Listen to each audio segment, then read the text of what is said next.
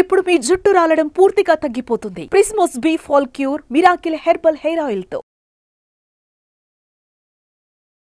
నమస్తే అమ్మా. నమస్తే అమ్మ. అమ్మ, అన్ని మాసాల కల్లా శ్రావణ మాసానికి ఎందుకు ఎంత పెద్ద పీట? Why is this everybody's favourite మాసం? ఎందుకు అంటే శ్రవణ నక్షత్రం ప్రధానంగా కలిగిన మాసం శ్రవణ మాసం.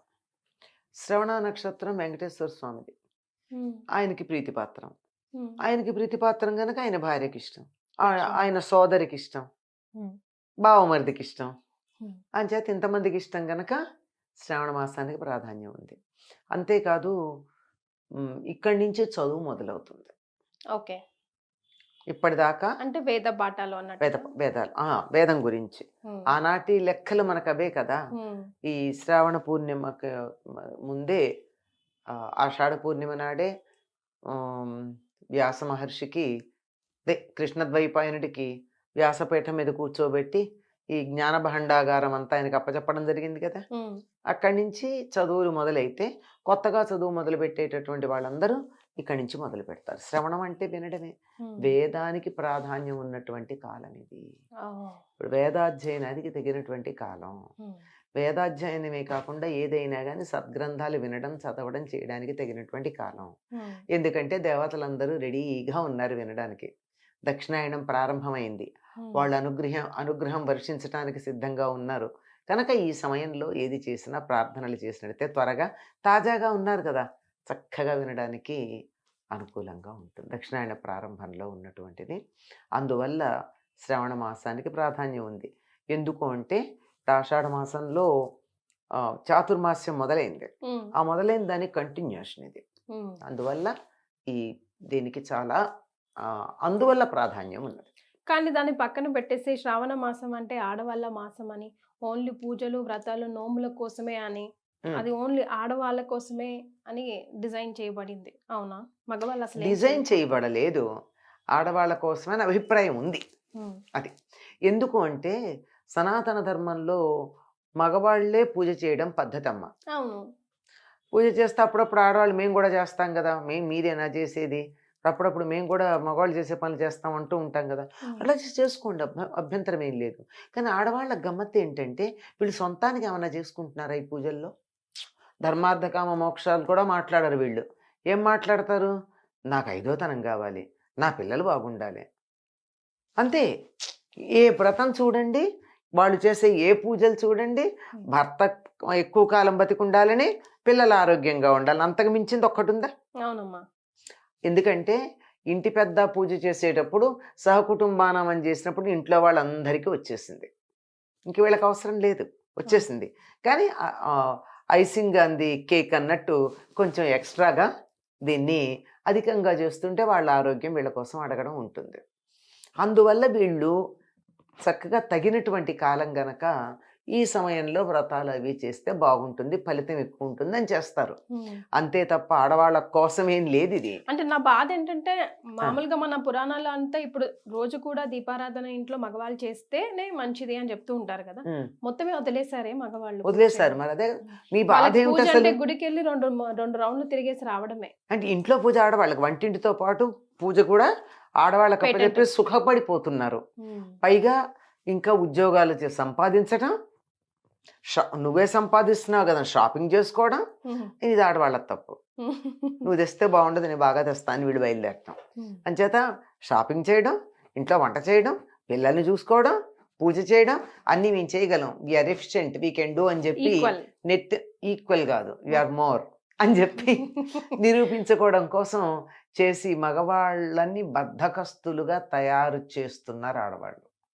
Let them do their duty. At least పూజ చేయనివ్వండి, కొన్ని పనులు వాళ్ళని చేయనివ్వండి. వాళ్ళు చేసే సంపాదన వీళ్ళు చేస్తూ ఉన్నప్పుడు వీళ్ళు చేసే ఇంటి పనుల్లో కొంత భాగం వాళ్ళకిచ్చి you have to do it అని చెప్పగలిగినటువంటి సమర్థత, ధైర్యం ఎంతమంది ఆడపిల్లలకు ఉంది? అవును కదా, ఉండాలి కదా. అయితే ఇద్దరు కలిసి చేయొద్దు, స్విగ్గీ ఉంది కదా అనుకునేటటువంటి పరిస్థితి మాత్రం రాకూడదు, అది రాకూడదు. ఎందుకంటే ఇద్దరు కలిసి హాస్పిటల్ అయిపోతారు, అదే కదా, అది కారణం. కనుక ఎలాగూ చేస్తారు గనక మగవాళ్ళు పూజలు, ఇది ఎక్స్ట్రా చేసేదే గనక ఇది వర్షాకాలం, పొలం పనులకు వెళ్ళేది ఉండదు.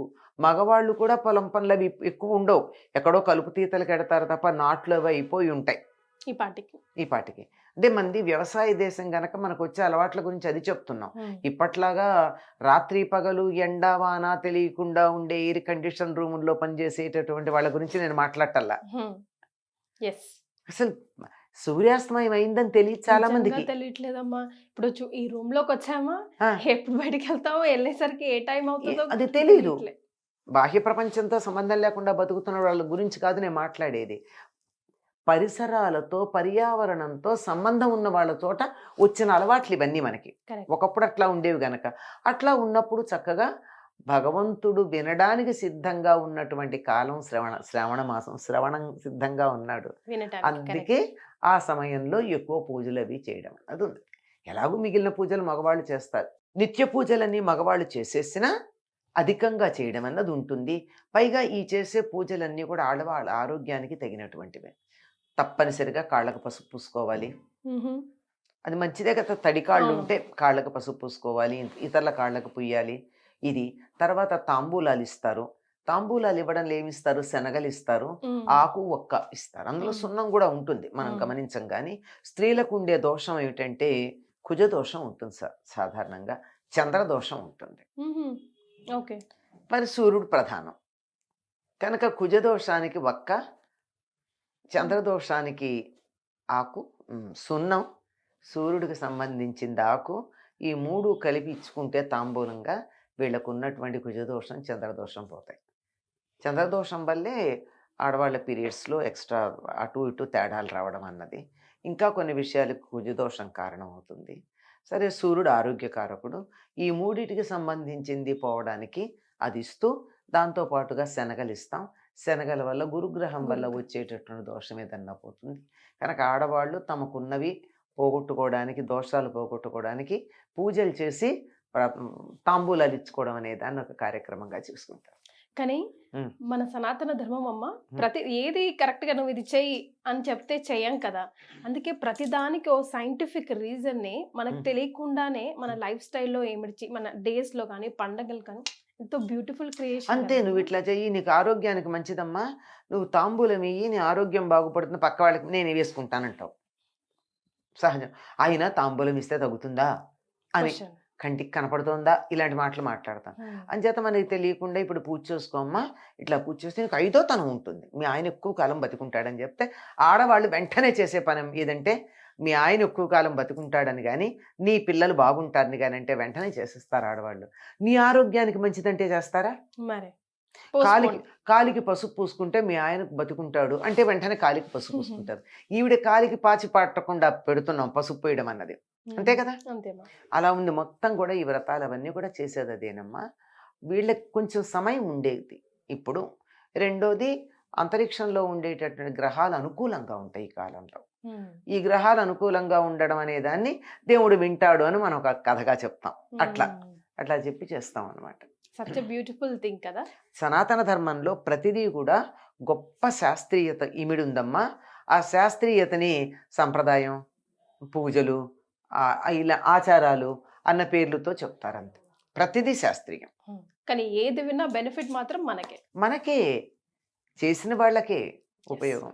చాలా సంతోషం అమ్మా, ధన్యవాదాలు.